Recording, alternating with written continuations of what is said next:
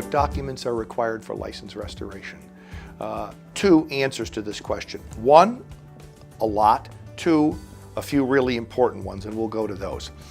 The two main sets of documents are a substance use evaluation, often but incorrectly called a substance abuse evaluation, and letters of support. The substance use evaluation is essentially the foundation of a license appeal. It's a clinical document, must be completed by an accredited counselor.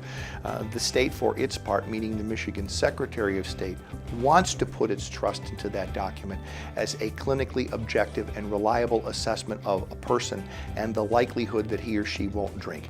The letters of support are testimonial letters. They're letters that testify to the fact that the person has not been drinking. And really what they should focus on is the letter writer's observations of that person not drinking.